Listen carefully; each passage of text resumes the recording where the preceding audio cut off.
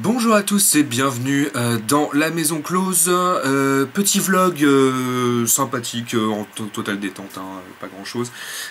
Juste pour parler du tout dernier film de Quentin Tarantino, Django Unchained, que je suis allé voir au cinéma.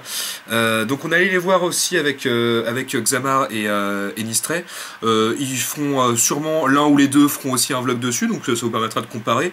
On va faire des choses simples, parce qu'on a eu des avis différents sur le film, choses rapides, pas en parler pendant des heures, juste un petit mot dessus. Alors, bon, on va commencer. Personnellement, je suis un grand fan du travail de Quentin Tarantino.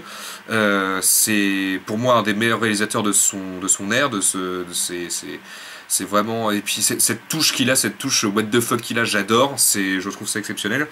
Les scénarios sont vachement bien travaillés et tout et tout. Et donc j'attendais ça. J'attendais ce film comme vraiment un grand film, surtout avec le casting qu'il y a, Jamie Foxx et déjà Christophe Waltz et DiCaprio, ça reste quand même des très bons acteurs. Donc voilà, je m'attendais à un film gigantesque. J'ai pas été déçu, hein. C'est quand même, ça reste un grand film, mais avec des trucs qui vont pas. On va commencer simple. Moi, il y a trois choses que je reproche à ce film. Mais on va commencer par d'abord le positif. Le positif, scénario bien ficelé, ça part pas en couille, c'est bien foutu. Une BO nickel chrome, sauf les deux moments rap. Bon, Tarantino nous a sorti du rap, pourquoi pas, mais ça colle pas, c'est un peu à chier. C'est dommage, mais bon, mais le reste, elle est géniale, le reste, en fait, vous téléchargez la BO, vous supprimez ces deux chansons et vous l'écoutez en boucle, elle est géniale, elle colle parfaitement avec le thème. La réalisation superbe, les plans sont super, les décors sont géniaux, les costumes sont géniaux, enfin voilà, tout niveau enfin, à ce niveau-là, c'est niveau image, il n'y a rien à dire, tu t'en prends plein la gueule, c'est bien, c'est vivant, c'est voilà. Niveau acteur, Jamie Foxx, comme ça, vraiment un badass pur et dur. Alors on lui a demandé de jouer le badass, il a joué le badass. Moi ça m'allait très bien. Christophe Waltz. Voilà, le Messi, ce mec est le Messi, ce mec est juste génial, c'est un acteur de génie, j'apprécie énormément ce qu'il fait, le travail qu'il a pour sur tous ses jeux d'acteurs, sur tous ses personnages, pardon, c'est vraiment du grand art ce qu'il fait, et j'attends de le revoir dans plein d'autres films, et je pense que je vais me rebattais d'ailleurs sa filmographie, parce que ce mec est un génie.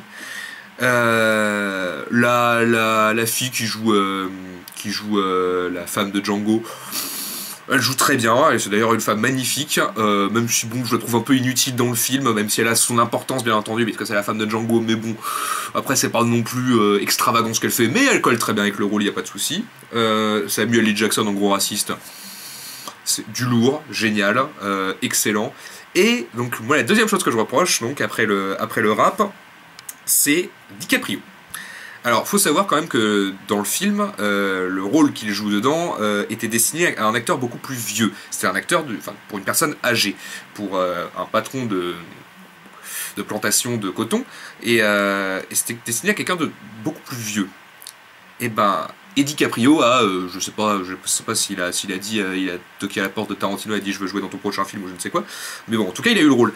Et c'est dommage parce que ça donne un aspect très gamin et très enfin,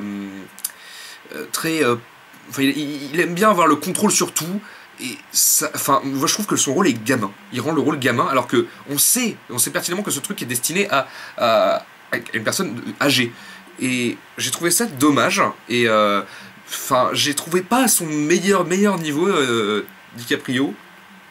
Je trouvais qu'il a un peu pourri le rôle, malheureusement. Et c'est le seul truc que je reprocherais au niveau acteur, parce que c'est pas génial. C'est pas.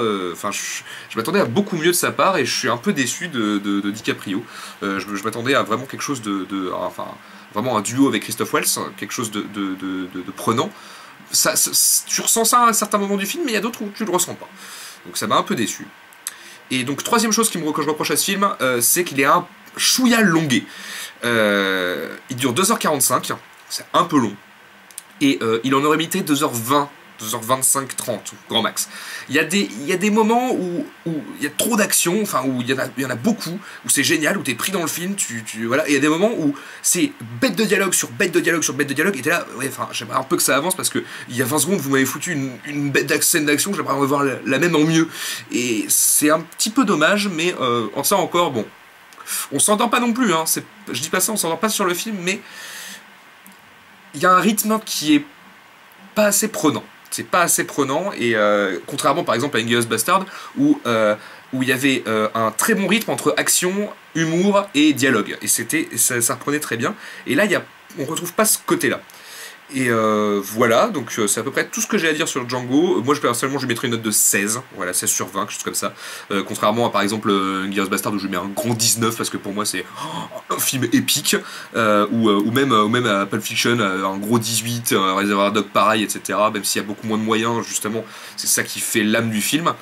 Et une dernière chose à rajouter, et peut-être que certains pourront me répondre. Moi j'ai regretté qu'il n'y ait pas de femme badass comme dans tous les Tarantino, ou Uma Thurman dans Pulp Fiction et dans Kill Bill. Tu as Shoshana, je sais plus, c'est Mélanie Laurent dans Inglourious Bastard. Tu as quasiment tout le temps, enfin dans Boulevard de la Mort c'est que des filles badass, voilà, il y a dans Planète Terror la fille avec sa mitrailleuse à la place de la jambe, enfin voilà, c'est plein de filles comme ça qui sont vachement badass, et il n'y en avait pas dans ce film là, et j'étais un peu déçu, surtout qu'on en a eu un semblant. Donc vous pouvez peut-être me répondre à cette question, c'est qui la femme avec le bandana sur la gueule là? C'est attends, j'en ai un là, qui est tout le temps comme ça, là, tout le temps. On la voit 2 fois en 2 gros plans, et elle ressort pas. Enfin, Quentin, enfin, ressort là, enfin, je sais pas, justement, des gros plans sur elle, on la voit plus de 30 secondes à l'écran à chaque fois. On se dit, merde, enfin, elle va ressortir, elle va faire quelque chose, bah non. J'étais un peu là, un peu déçu sur ce point-là, mais c'est un oubli, quelque chose qui apparaîtra dans un futur film. Bon, je sais pas. En tout cas, pour conclure, une très bonne immersion de Tarantino dans le western. C'est un très bon film, et je vous conseille vraiment d'aller le voir parce que c'est comme ça. Même si je trouve qu'il mérite pas autant de buzz, de récompenses, d'Oscars, de je ne sais quoi pour ce film. Il le mérite moins personnellement pour Inglourious Bastard. C'est un très bon film de Tarantino, mais c'est pas le meilleur. Voilà. Mais je suis content de l'avoir vu et je vous le recommande fortement. Allez, bonne soirée à tous et à bientôt sur la Maison Close.